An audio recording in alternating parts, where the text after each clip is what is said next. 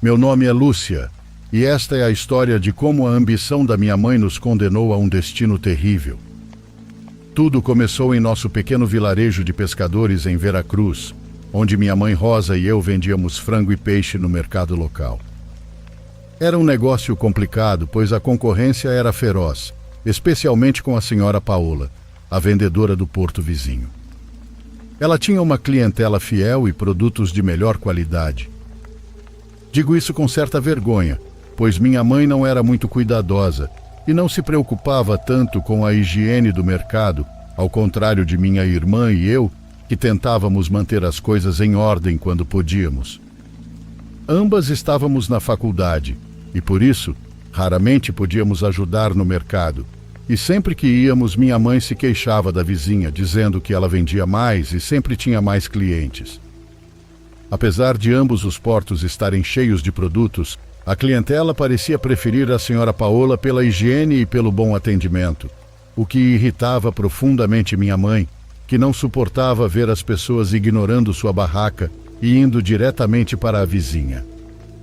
Um dia, durante a alta temporada de turismo, a tensão entre as duas atingiu seu ponto de ebulição. Um cliente habitual de minha mãe decidiu comprar com a senhora Paola e isso foi a gota d'água. Minha mãe foi até o porto e, após algumas trocas de palavras, começaram uma discussão acalorada, por assim dizer.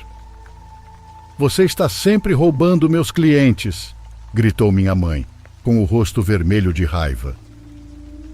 "Não é minha culpa se eles preferem qualidade", respondeu Paola sem se intimidar e com uma faca na mão. Os gritos atraíram uma multidão de curiosos, e logo os insultos se transformaram em empurrões. Em questão de minutos, a situação saiu de controle e as duas começaram a destruir a barraca uma da outra. Frangos, vegetais e outros produtos voaram por todo lado, criando um caos no mercado. Após o conflito, as duas ficaram com um ódio profundo que ultrapassava o âmbito comercial. Minha mãe não suportava a ideia de ver aquela maldita, como se referia a Paola, vendendo no mercado. Foi então que ela procurou Dona Cata, uma ervateira do mercado conhecida por suas práticas obscuras e conhecimentos de vodú, uma herança de seus ancestrais africanos. Ao ouvir os desejos de minha mãe, a ervateira decidiu ensinar-lhe métodos de vodú para se livrar de sua rival, pois também não gostava muito da senhora Paola e praticamente não cobrou nada por isso. Assim, numa noite de chuva, enquanto relâmpagos iluminavam o céu e o mar parecia querer engolir tudo, minha mãe foi à casa de Dona Cata, um lugar sombrio e cheio de itens místicos e objetos religiosos africanos. Dona Cata entregou a minha mãe um boneco feito de trapos e palha, dizendo que representava a senhora Paola. Explicou que para o boneco ter poder, seria necessário incluir algo pessoal da vítima: cabelo, sangue ou saliva. Minha mãe, astuta, conseguiu roubar um fio de cabelo de Paola enquanto ela atendia seus clientes. Ela pediu para conversar com ela e fazer as pazes, e mesmo sem Paola aceitar, minha mãe atingiu seu objetivo. Com o fio de cabelo em mãos, ela o amarrou no boneco. Naquela mesma noite, com uma vela preta acesa e a imagem de um santo desconhecido observando de um canto, minha mãe iniciou o ritual em casa sob a orientação de Dona Cata. Ela recitou feitiços enquanto espetava agulhas no boneco, concentrando todo o seu ódio e desejo de eliminar Paola. A atmosfera em nossa casa naquela noite era pesada e sombria, literalmente coisa de outro mundo. O pequeno cômodo em que vivíamos estava iluminado apenas pela chama da vela, que projetava sombras nas paredes, algumas delas parecendo nos observar. Minha irmã e eu estávamos paralisadas diante da loucura de minha mãe, sem conseguir fazer nada para detê-la, com medo de que ela nos batesse, como sempre fazia quando desobedecíamos. O ar na casa cheirava a ervas queimadas e cera derretida, um aroma que se misturava com o incenso que Dona Cata havia acendido para purificar o espaço. De repente, ela entrou em um transe de orações e movimentos repetitivos que nos causaram arrepios. Minha mãe ajoelhou-se em frente a uma mesa improvisada com uma caixa de madeira velha sobre a qual havia colocado o boneco de trapo. Dona Cata, envolta em um xale escuro, observava atentamente, murmurando palavras em um idioma que mal compreendíamos. O ambiente se tornou pesado, carregado, como se algo invisível, porém poderoso, estivesse tomando forma ao nosso redor.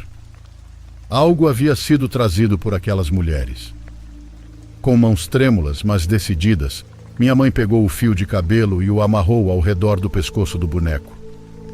Dona Cata mandou que traçasse uma cruz de cinzas na testa do objeto, o que, segundo ela, selaria o vínculo entre o boneco e a pessoa que representava.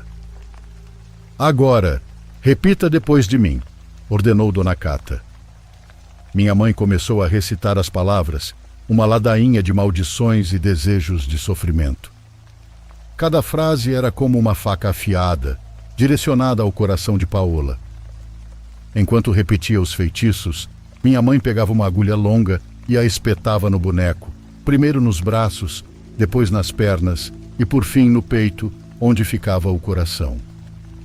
Que sua dor seja a dela e que sua vida se esvaia como esta chama, exclamou minha mãe com voz trêmula ao soprar e apagar a vela. Dona Cata se levantou lentamente e assentiu, satisfeita com a cabeça. Está feito. Agora você só precisa esperar e observar como a vida dela começa a desmoronar, disse com um sorriso na cara. Os dias se passaram e a saúde de Paola piorou, como nos contou sua ajudante e sobrinha, que era nossa amiga, tanto minha quanto de minha irmã. Ela disse que tudo começou com dores de cabeça persistentes e tonturas. Logo, isso se transformou em febres altas e convulsões. Os médicos não conseguiam explicar sua doença, e Paola enfraqueceu rapidamente. A cada dia que passava, sua força desaparecia, e sua pele ganhava um tom cinza, quase cadavérico. Enquanto isso, algo estranho começou a acontecer em nossa casa. Sombras escuras se moviam pelos cantos, e o ambiente ficava cada vez mais pesado e sufocante. Eu acordava no meio da noite com pesadelos terríveis, e sentia uma presença maligna que parecia nos observar, a mim e minha irmã, constantemente. As janelas se abriam sozinhas, deixando entrar um vento gelado fora do normal. A comida estragava sem motivo aparente, e o pior de tudo era que todos os nossos animais de estimação morriam. Uma noite acordei assustada por um som estranho. Levantei-me e vi minha mãe sentada na mesa da cozinha, murmurando palavras e segurando o boneco de vodú de Paola. Não sei de onde ela o havia tirado, pois, segundo sabia, ele havia sido enterrado após o ritual macabro na casa de Dona Cata. A vela negra daquele ritual ainda ardia sobre nossa mesa, onde o boneco de pano e palha estava no centro, cercado por um círculo de sal. Dona Cata havia advertido minha mãe que o vodú não era algo para ser levado levianamente. O poder que ela havia invocado tinha um preço, e se não estivesse disposta a pagá-lo, as consequências seriam terríveis. Mas minha mãe, cega por sua ambição, ignorou as advertências. O preço, como soube depois, era a vida daqueles que ela amava. Primeiro foram nossos cachorros, e depois que não restavam mais animais, seríamos nós. Minha mãe sabia disso muito bem. À medida que a saúde de Paola se deteriorava, ela conversava com sua sobrinha. Notávamos cada vez mais que os fenômenos paranormais aumentavam gradualmente. As sombras tornaram-se mais agressivas, assumindo formas que se moviam pela casa. Aproveitando-se da penumbra, deslocavam-se de um lado para o outro, e às vezes parecia até que tentavam nos tocar.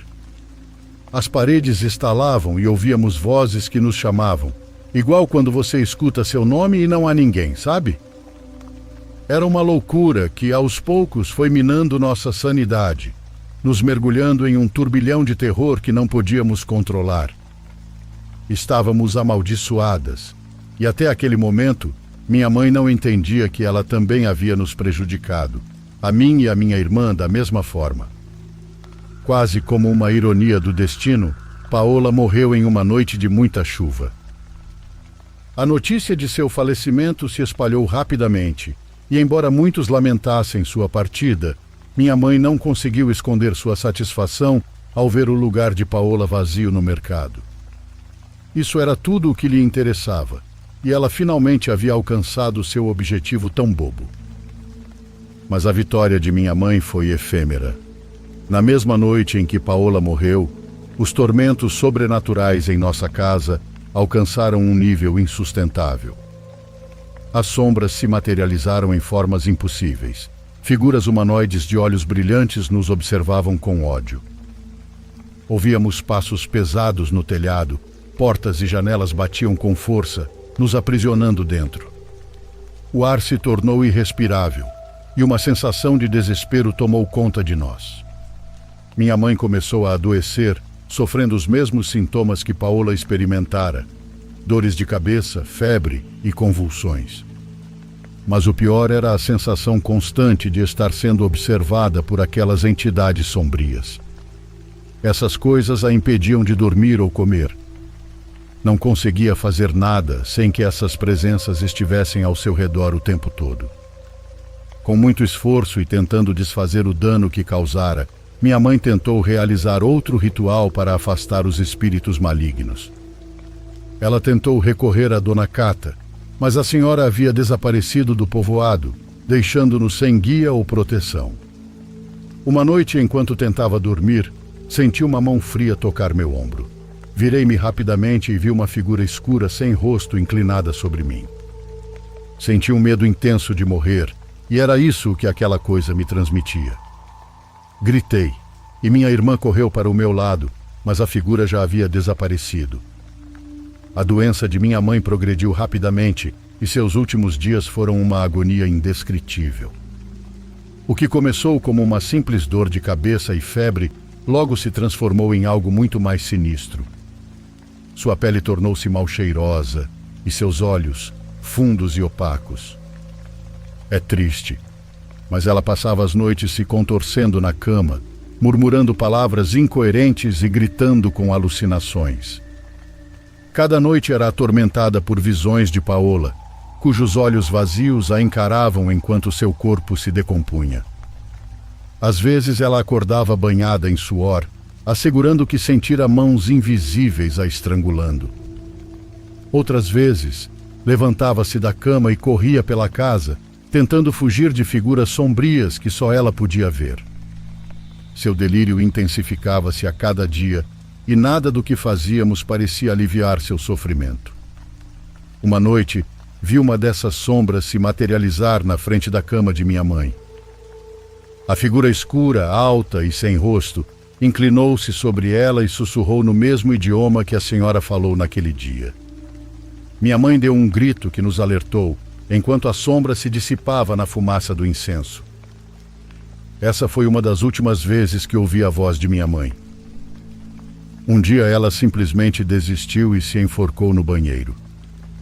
A casa ficou em um silêncio quebrado apenas pelos soluços meus e de minha irmã. A morte de nossa mãe não nos deixou apenas órfãs, mas também amaldiçoadas pelas forças sombrias que ela havia despertado. O sofrimento não terminou com sua morte. Esses espíritos continuaram nos assombrando, movendo-se nos cantos escuros da casa. Os pesadelos eram constantes, e tanto eu quanto minha irmã acordávamos no meio da noite aterrorizadas pelas mesmas visões que atormentaram nossa mãe. As noites eram uma tortura, e o medo nos impedia de descansar. Com o tempo, decidimos que não podíamos continuar vivendo em um lugar amaldiçoado. Terminamos nossos estudos como pudemos, vendemos tudo o que possuíamos e nos mudamos para a cidade, com a esperança de deixar para trás os horrores que havíamos vivido. Conseguimos trabalho e tentamos construir uma nova vida longe da vila pesqueira e, acima de tudo, longe das lembranças da bruxaria que destruiu nossa mãe. No entanto, o peso da bruxaria e dos horrores que ela desencadeou nunca nos abandonou. Embora tenhamos escapado da vila e de tudo o que minha mãe fez por inveja, isso não apagou as cicatrizes emocionais e espirituais dessa maldição. uma que nos seguirá para toda a vida.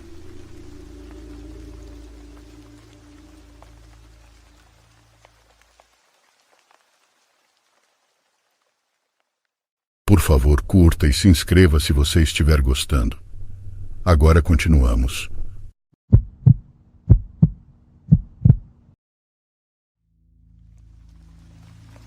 Quando me mudei para uma área rural longe da cidade, pensei que viveria em paz, sem barulho, sem vizinhos e sem estresse. Pensei que só precisaria me preocupar com meu marido e meus trigêmeos, que naquela época estavam no hospital, pois nasceram com alguns probleminhas e estavam na incubadora. Sabia que meu marido tinha uma casa que herdou no meio do mato, mas em 2 anos de relacionamento nunca quis ir até lá. Quer dizer, até poucos dias depois de receber alta do hospital. Por alguns problemas, disse a ele que queria criar meus 3 filhos longe de onde morávamos e que um lugar calmo seria uma ótima opção. Num domingo, ele me levou. Viajamos 2h30 pela BR-135 e chegamos ao centro daquilo que só posso chamar de um pequeno povoado. Achei que seria ali, mas não. Andamos por aquelas casinhas quase caindo por vários minutos até chegarmos a uma área montanhosa. Adentramos alguns metros e lá estava a casa, que mais parecia uma cabana de 2 andares. Era bonitinha. Feita totalmente de madeira, com janelas enormes, cujos vidros estavam um pouco riscados, mas nada que prejudicasse. Na frente havia candelabros muito antigos que iluminavam a noite. Fiquei maravilhada ao ver e ainda mais quando entrei, pois apesar dos móveis serem antigos, estavam em perfeito estado. Sua avó realmente caprichou nesta casa, disse ao meu marido. Dei uma olhada e tudo estava perfeito, exceto por alguns vazamentos no teto que descobri porque era época de chuva, mas nada que meu marido não pudesse consertar. Naquela manhã o ajudei a reparar os vazamentos, limpar os vidros e todos os móveis que estavam cheios de poeira. A casa ficou brilhando. Só faltava um telefone, mas nos anos 90 naquela área não existia, ou pelo menos eu nunca tinha ouvido falar. Quando terminamos, por volta das 6 ou 7 da noite, comecei a fazer o jantar.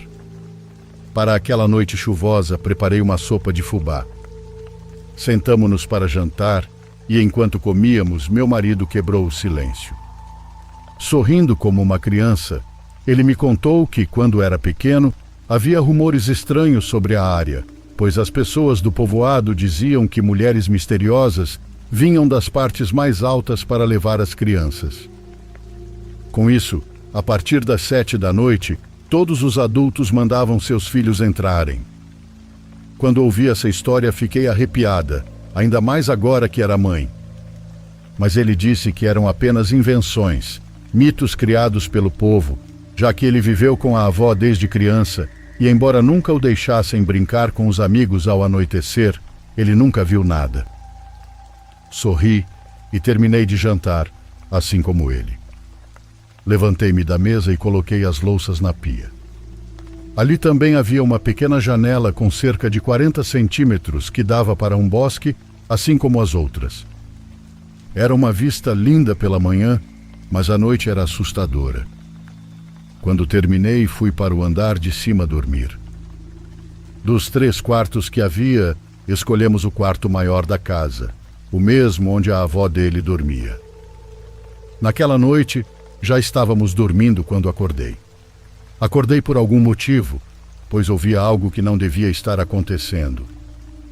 Entre o som da chuva e do vento, também era possível ouvir alguém caminhando no forro de madeira. 2 passos, depois se arrastava. Mais 2 passos e se arrastava novamente.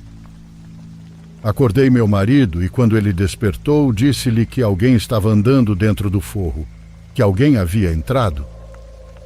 Ele ouviu o mesmo que eu, pegou um pedaço de pau e subiu. Pude ouvi-lo caminhando lá em cima e, sem dúvida, o que ouvimos eram passos. Ele estava gritando para mim que não havia nada, mas de repente soltou um grito aterrorizante, seguido de um barulho forte. Tudo ficou em silêncio. Eu estava mordendo os dedos de tanto medo e comecei a chamá-lo pelo nome, mas ele não respondia. Estava com dor por conta do parto, mas prestes a sair da cama para procurá-lo, quando o som daquele relógio no quarto me deu o maior susto. Não me lembro que horas eram, mas chuto que eram 2 da manhã. Tapei os ouvidos, mas a porta também chamou minha atenção. Alguém girou a maçaneta e empurrou a porta lentamente, fazendo-a ranger. Também ouvi passos descendo as escadas, quase correndo, tudo ao mesmo tempo. Foi então que meu marido entrou gritando e em seguida começou a rir. Disse entre risadas que eu devia ter visto minha cara, que eu estava morrendo de medo. Eu disse para ele parar com isso, que eu estava prestes a chorar de susto. Ele me contou, ainda rindo, que havia esquecido do relógio, pois sua avó sempre se levantava a tal hora da madrugada para limpar a casa, e aquele era o alarme dela. Eu não sabia se ficava brava ou ria daquela brincadeira. Perguntei o que havia lá em cima, mas ele disse que não era nada, que talvez o vento movia os galhos das árvores e os fazia bater no telhado. Aceitei essa explicação e consegui dormir depois de tudo aquilo. Só que ainda restava uma dúvida. Quem abriu a porta? Na manhã seguinte, acordei por volta das 9. A cama já estava vazia. Meu marido havia ido trabalhar. Aquele dia amanheceu ainda chuvoso e muito nublado. Me levantei e fui preparar um pouco de café e, quando estava pronto, voltei ao quarto. Liguei a televisãozinha que tínhamos e me deitei novamente. 1 hora depois, comecei a fazer a limpeza. Comecei pelo meu quarto e depois fui para a sala. E nisso lembro-me que algo estranho aconteceu. Quando desci para pegar o café, tudo estava limpo, mas agora havia pegadas. Pegadas de lama no chão. Não eram de sapatos, eram pés. Comecei a segui-las. Elas começavam nas escadas e terminavam bem na porta de entrada. Pensei que eram do meu marido, mas eram muito menores. Talvez eu não as tenha visto quando desci. Foi o que pensei, então segui com minhas atividades. E já à noite meu marido chegou. Disse-lhe para não entrar mais com os pés sujos, e depois mudei de assunto. Disse que precisávamos comprar várias coisas, mas que não consegui ir porque a vendinha ficava muito longe. Enquanto me entregava as chaves do carro para eu ir no dia seguinte, ele disse que não havia entrado com os pés sujos. Ficamos confusos, mas preferi não insistir, então fui me deitar. Naquela noite chuvosa, dormi melhor que na anterior. Na manhã seguinte, peguei o carro e fui até a vendinha, que era quase um mercado. Enquanto olhava ao redor, percebi que havia vários cartazes balançando nas paredes. Por pura curiosidade, me aproximei. Eram cartazes de procura-se. Um menino de 7 anos estava desaparecido há 1 semana. Achei que fossem todos do mesmo menino, mas não. Ao olhar mais de perto, vi que eram 2 crianças desaparecidas. Um pouco assustada, entrei e fiz minhas compras. Na fila, enquanto esperava, uma senhora à minha frente estava repreendendo um menino de uns 7 ou 8 anos. Como uma boa fofoqueira, perguntei por que havia crianças desaparecidas naquele lugar. Ela gentilmente me disse que as autoridades falaram sobre uma quadrilha de sequestradores de crianças, mas uma senhora idosa que estava atrás de nós interrompeu a conversa. Não, menina, são as bruxas. Elas os levam há muito tempo, por isso não deixe que saiam para brincar à noite. Ambas ficamos chocadas. Não dissemos nada e apenas nos viramos lentamente para continuar na fila. Fiquei pensando no que aquela senhora disse. Enquanto dirigia de volta, notei que havia uma pessoa recolocando os cartazes. Creio que a chuva os havia estragado. Em uma ruazinha passei por um poste muito devagar e ali havia cartazes dentro de sacos plásticos. Os de trás tinham data. Eram de 9 anos atrás. Voltei para casa um pouco assustada. Não podia acreditar que tantas crianças estavam desaparecendo desse jeito. E foi isso que contei ao meu marido quando ele chegou. Aparentemente, ele não acreditou em mim. Não quis me ouvir e disse que tinha algo importante para me dizer. Ele havia sido promovido no trabalho e com isso precisaria viajar por 2 semanas. Ele partiria em 2 dias. Bom, estava muito feliz, pois no dia seguinte iríamos buscar nossos 3 bebês no hospital. Naquela noite ele nem quis falar sobre o assunto que eu estava abordando, apenas disse que a questão das bruxas era um mito e se estava acontecendo era culpa de alguma quadrilha. Bem, assim fomos dormir um pouco brigados. Na manhã seguinte fomos buscar meus bebês no hospital. Felizmente eles já estavam melhores, muito saudáveis. No caminho eu disse ao meu marido que queria contratar uma senhora que me ajudasse com os bebês e a limpeza. Ele aceitou sem problemas e sabia quem seria a pessoa certa. Fomos até a casa de uma senhora muito trabalhadora e oferecemos o emprego. Ela nos disse que nossa visita havia chegado na hora certa, pois estava procurando trabalho naquele momento. Naquela mesma tarde, ela quis ir conosco, então a levamos para casa. Demos a ela um dos quartos e ela começou a trabalhar. Apesar de ter quase 70 anos na época, era muito ativa, mais do que eu. Naquela noite, enquanto jantávamos os 3, algo estranho aconteceu. As árvores começaram a balançar como se alguém as estivesse agitando e conseguimos ouvir por alguns segundos o grito distante de uma mulher. Nenhum de nós teve coragem de sair e assim fomos dormir. No dia seguinte, ficamos sozinhas, apenas nós 2. Meu marido já havia saído. Todo o dia e a tarde foram muito cansativos, pois cuidar de trigêmeos é uma tarefa muito difícil. Quando estava anoitecendo, a senhora Jacira me chamou para o jantar. Deixei meus bebês no quarto do meio. Estávamos conversando enquanto jantávamos, quando ouvimos que uma tempestade estava se aproximando. A senhora Jacira saiu de casa para recolher as roupas que havíamos lavado. Eu também a ajudei. Quando estávamos prestes a terminar, a chuva veio muito forte. O vento começou a soprar e, mesmo no meio de todo aquele barulho, conseguimos ouvir o riso de uma mulher muito perto de nós. Começamos a procurar alguém no mato, mas não havia nada, e além disso estava tudo escuro. Nós 2 nos olhamos e perguntamos se havíamos ouvido a mesma coisa. Vale destacar que não poderia ser dos vizinhos, já que a vários metros ao redor não havia casas. Então corremos para dentro e tranquei a porta. Terminamos de jantar e Jacira quis lavar as louças, mas não deixei. Ela já tinha feito muito, então era minha vez de fazer algo. Não os lavei naquele instante. Lavei 2 horas depois, por volta das 10. Enquanto lavava, pude ver de relance pela janelinha da frente como as árvores se moviam, mas não era por causa da tempestade que caía. O movimento parecia como se alguém estivesse em cima, no topo das árvores. Enquanto olhava para lá, na escuridão, pude ver o que parecia uma mulher pulando pelos galhos, se afastando em direção ao norte.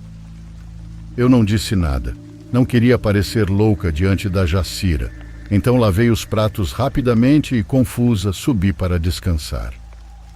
Adormeci profundamente, mas o som de várias cabras me acordou. Pareciam estar dentro de casa, soavam como se estivessem furiosas, mas depois não foi só o som dessas cabras. Alguém começou a bater na porta principal como se quisesse derrubá-la. Jacira bateu na minha porta muito assustada e eu a deixei entrar. Ela me perguntou o que estava acontecendo e eu disse que não sabia, mas que estava morrendo de medo. Ambas criamos coragem para olhar pela janela e ver quem estava batendo tão forte na porta. Ao abrir a janela, o vento frio entrou no quarto junto com a chuva.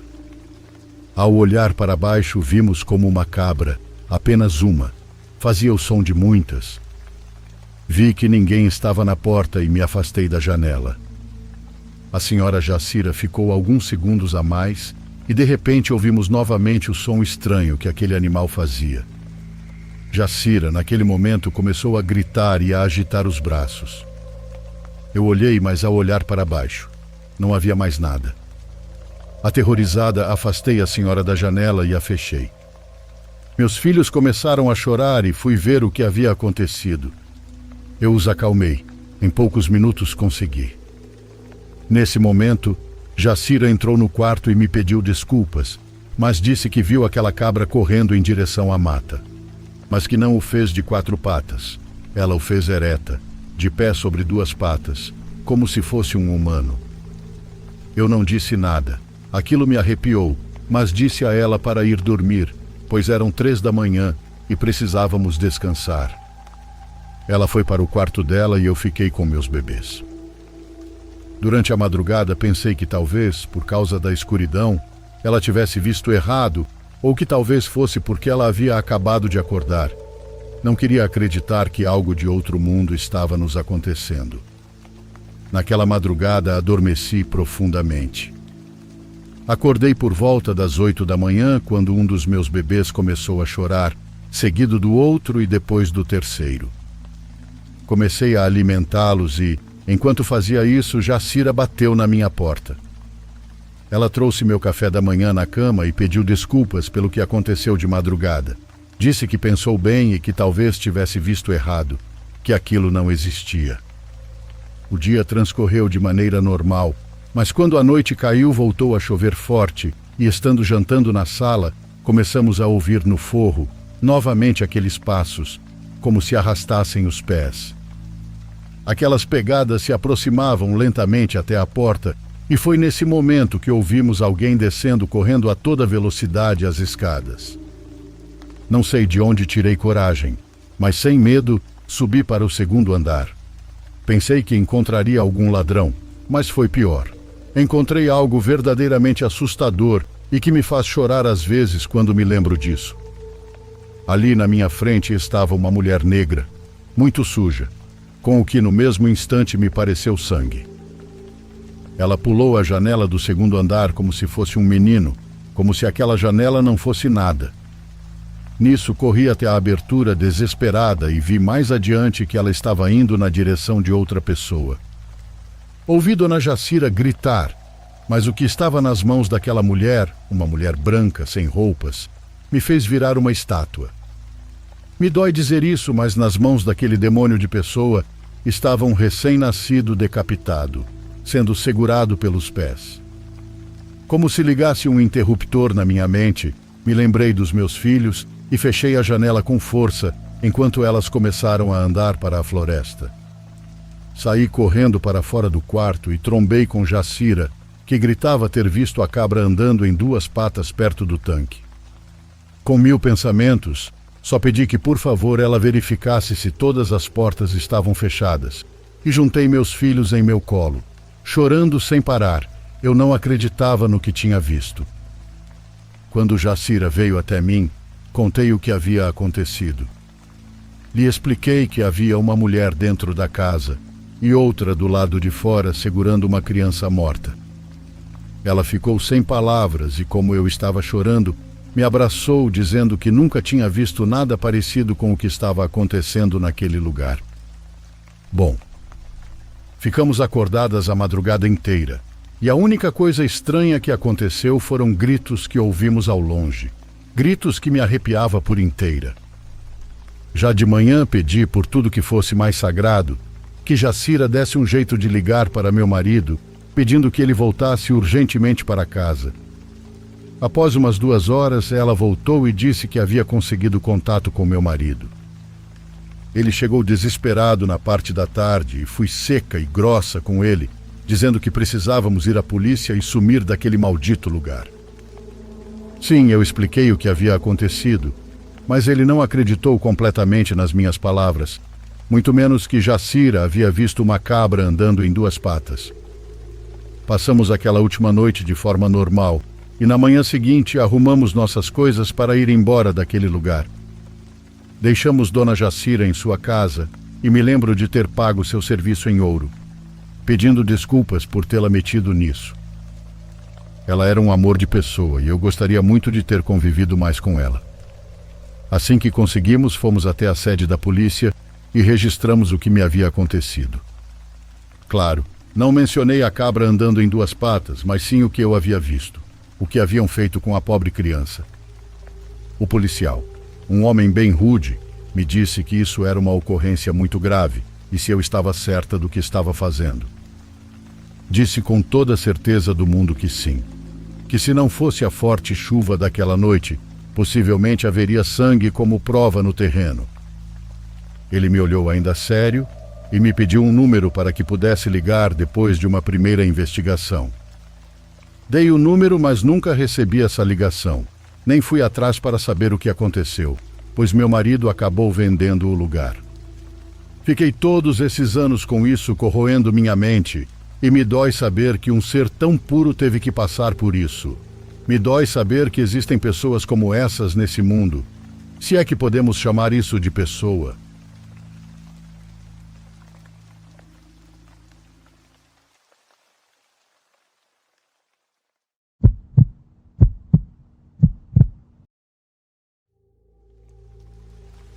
Meu nome é Carlos e sou motociclista desde os 19 anos, pois meu pai também era. E desde criança ele me levava para percorrer o país em sua moto. Desde muito novo acabei também pegando o gosto pelo motociclismo. E após o falecimento do meu velho, isso aumentou ainda mais. Agora, com 35 anos, hoje ando sozinho na minha moto, percorrendo diversas cidades e até países. Durante esses anos, posso dizer que acontecem coisas fora do normal nas estradas, principalmente à noite. Mas hoje quero compartilhar uma história específica, a que mais me causou temor.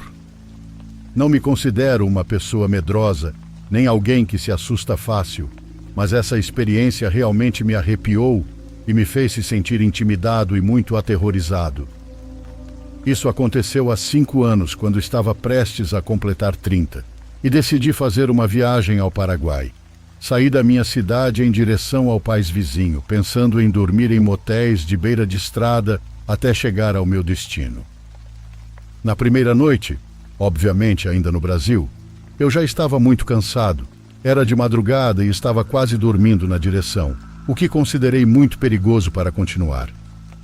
Não havia nenhum motel por perto, e como não estava a muitas horas de casa, tomei a difícil decisão de encontrar algum lugar no mato onde eu pudesse me abrigar e dormir um pouco na pequena barraca de acampamento que sempre levo comigo. Sei que soa muito louco, mas era isso, ou correr o risco de sofrer um acidente por adormecer enquanto dirigia. Eu estava muito cansado naquele dia, pois ajudei meu tio a arrumar o telhado dele. Bom, quando finalmente encontrei um lugar que parecia tranquilo para montar a barraca, entrei em um caminho estreito e escolhi o local ideal sob uma grande árvore. A escuridão naquele local me causava um certo desconforto, então iluminei o espaço com o farol da minha moto para montar a barraca. Mas enquanto fazia isso, ouvi uns ruídos, como passos. O lugar era muito silencioso, sem vento, então qualquer som se destacava. Olhei em todas as direções, mas não vi nada. Então continuei tentando montar a barraca. No entanto, eu sentia que estava sendo observado. E em um momento em que levantei o olhar, vi, graças à luz da minha moto, uma silhueta com olhos enormes e penetrantes me observando por trás do mato. Soltei um palavrão e aquela coisa começou a correr entre as árvores. O som dos passos era intenso, como se tivesse 4 patas. Aquilo não era um animal, pois eu teria reconhecido. Parecia um humano, mas deformado. Quando começou a se mover violentamente, como se estivesse correndo em círculos, subi na minha moto e saí dali o mais rápido possível, sem sequer recolher minha barraca. Graças à adrenalina que senti, consegui ficar acordado até chegar a um hotel, mas mesmo lá não consegui dormir, não depois do que tinha visto. Não sei o que teria acontecido se tivesse dormido ali. Talvez eu nem estivesse aqui para contar essa história. Por isso, sempre sigam sua intuição. Tenho certeza de que aquilo não era humano, e muito menos tinha boas intenções.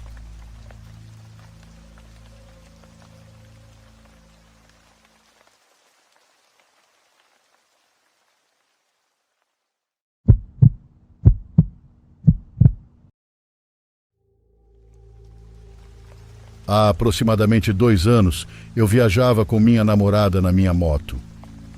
Estávamos indo para a Feira de Santana visitar a família paterna dela e passar alguns dias de férias por lá, pois me lembro bem que era Semana Santa. Tudo estava muito tranquilo. Percorremos toda a estrada durante o dia até que começou a escurecer. Aos poucos, a luz foi sumindo e, de repente, já estava tudo escuro. Não se via nada além da luz da lua e do que os faróis da minha moto alcançavam.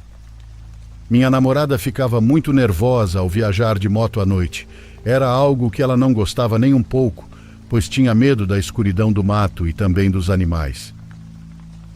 Eu, ao contrário, achava esse o melhor horário para andar de moto, pois tudo estava mais calmo e eu gostava de apreciar a luz da lua.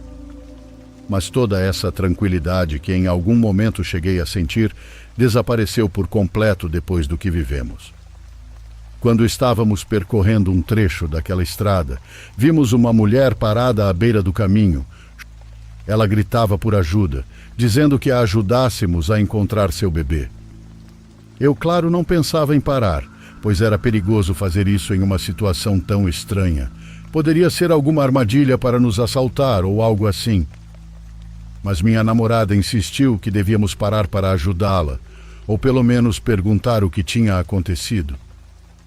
De verdade, os gritos daquela mulher eram horríveis, cheios de dor, mas ao mesmo tempo me davam uma sensação de medo e perigo ao ouvi-los.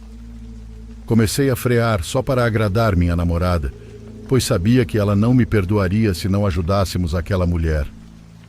Quando chegamos perto e a iluminamos com os faróis da minha moto, pudemos ver uma senhora de aparência muito descuidada, com dentes muito sujos e falhas de cabelo na cabeça, como se ela os tivesse arrancado.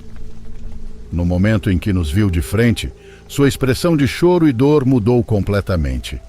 Ela começou a rir descontroladamente, uma risada tão macabra que parecia estar louca. Minha namorada e eu só a observávamos, e eu não arranquei a moto no momento porque fiquei paralisado pelo medo que senti. Parecia que minha namorada também, pois não dizia nada. Tudo aconteceu em uma fração de segundo. De repente ouvimos algo vindo correndo do mato. Dava para ouvir que vinha em nossa direção enquanto a senhora ria bem em frente à nossa fuça. Parecia um animal, pois corria muito rápido. Nisso, minha namorada reagiu e gritou para sairmos dali. Sem pensar 2 vezes, acelerei. Quase nos desequilibramos com o terror que sentíamos. Aquela mulher nos olhava de longe, ainda rindo. Minha namorada chorava, e eu tentava consolá-la, dizendo que já tinha passado, que por isso não era bom parar na estrada, fosse quem fosse pedindo ajuda, pois esse tipo de coisa costuma acontecer nesses lugares vazios à noite. Nunca soubemos o que era aquilo que corria em nossa direção, mas não era uma pessoa.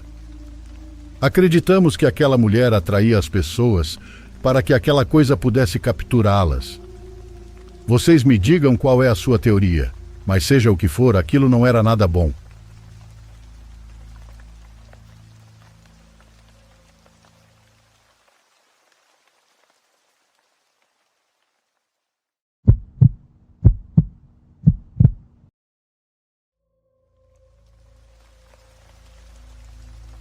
Me chamo Alzira, mas todos me conhecem como Lica.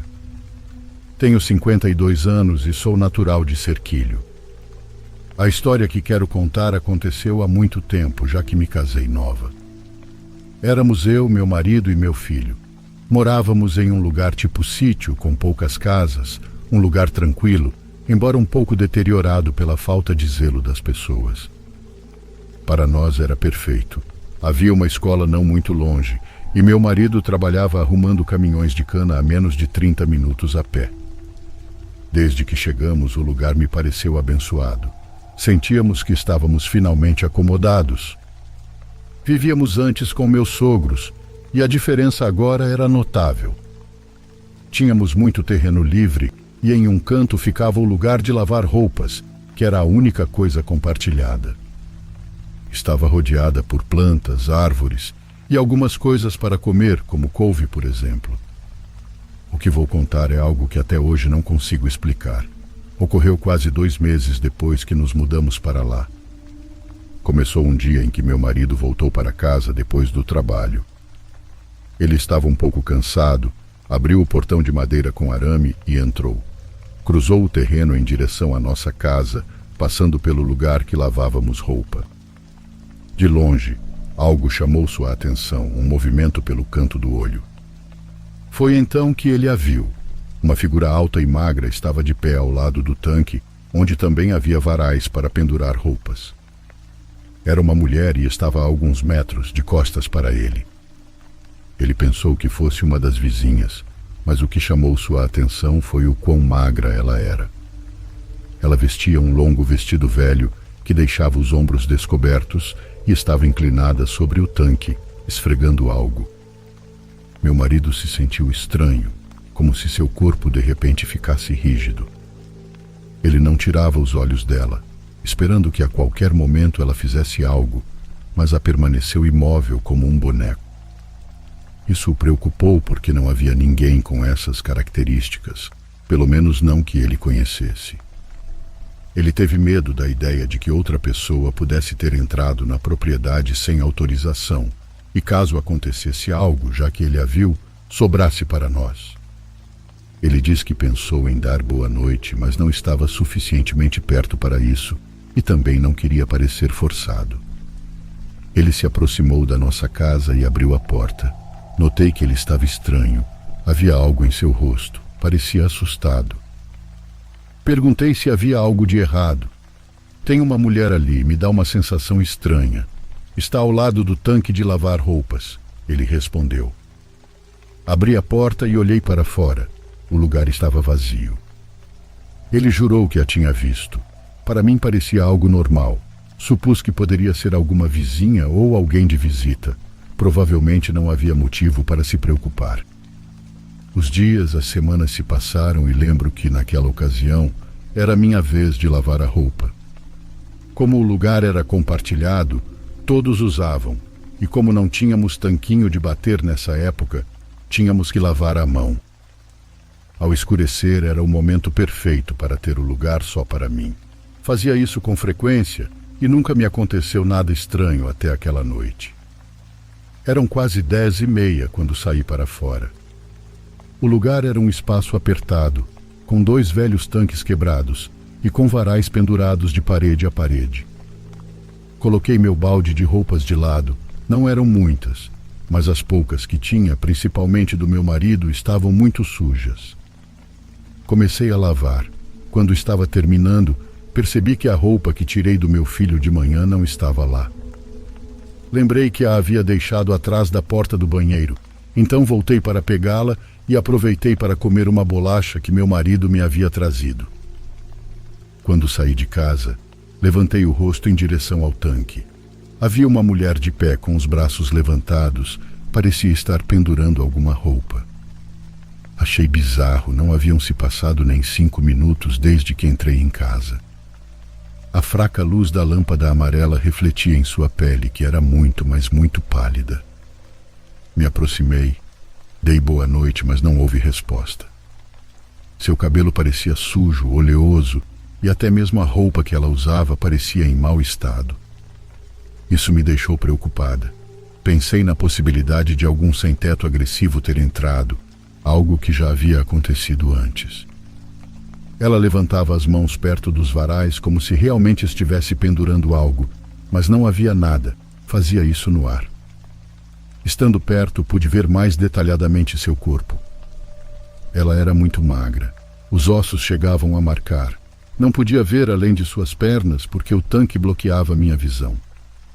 Seu cabelo cobria o rosto e eu não conseguia distinguir suas feições.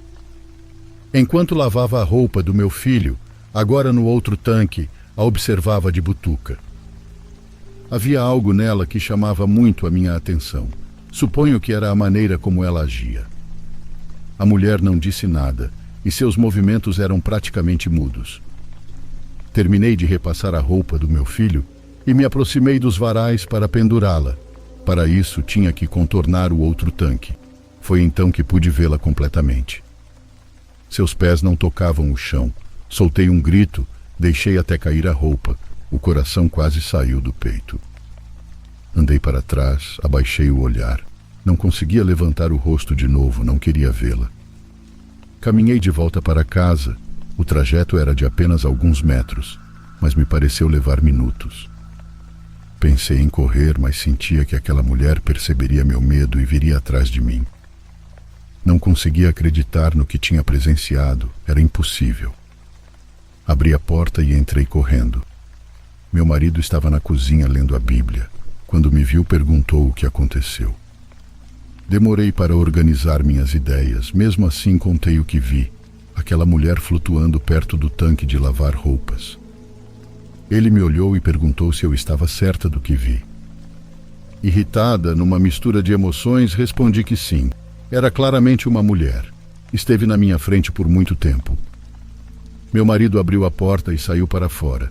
Depois entrou dizendo que não havia ninguém lá e que eu havia deixado a torneira aberta. Eu caminhei atrás dele e ele tinha razão. O lugar estava vazio. A luz fraca iluminava a lavanderia e o tanque. Eu sentia calafrios. Estava confusa. Felizmente, meu marido acreditou em mim, pois a descrição era semelhante à da mulher que ele tinha visto ao voltar do trabalho. Apesar de ter visto de longe, ele sabia que havia algo errado. Era uma sensação pesada no ar que não conseguíamos explicar. Pedi que ele me acompanhasse para verificar. Ambos caminhamos até lá. Quando chegamos, peguei meu balde e a roupa que havia caído no chão. Meu marido olhou ao redor de tudo, não havia ninguém. As portas das outras casas estavam fechadas, éramos os únicos fora.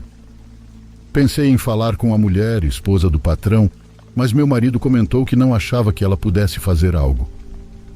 O mais provável é que fosse algum espírito que vagava ali, e provavelmente não éramos os únicos que o tinham visto. O lugar era antigo, e nem sei se existe hoje em dia.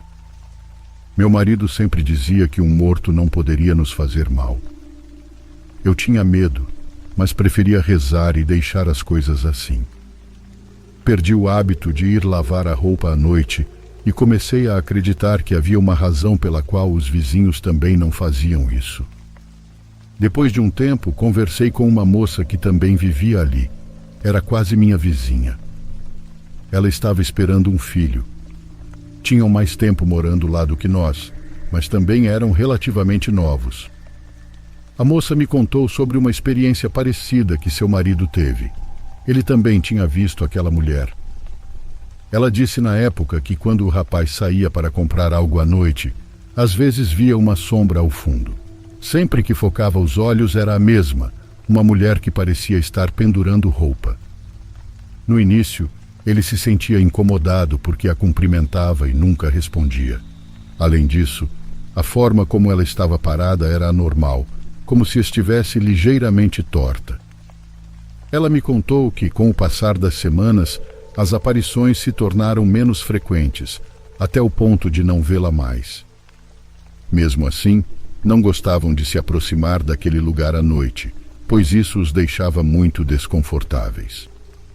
Na manhã seguinte, espalhei um pouco de água benta na lavanderia. Também pendurei um rosário simplesmente para tentar acalmar as coisas. Talvez fosse uma alma perdida procurando o caminho de volta para casa. Uma noite, quase uma semana depois do ocorrido, meu marido chegou do trabalho. Em tom baixo me disse: "Ela está lá, perto do tanque." Notei um leve medo em sua voz, mas ele parecia tranquilo. Sabia do que ele estava falando, era a mulher. Essa foi a última vez que soubemos dela.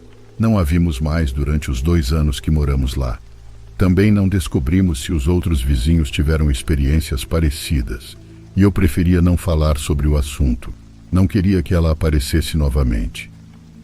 Hoje em dia sou viúva e nem moro mais no estado de São Paulo, porém esse acontecimento vou carregar por toda a minha vida.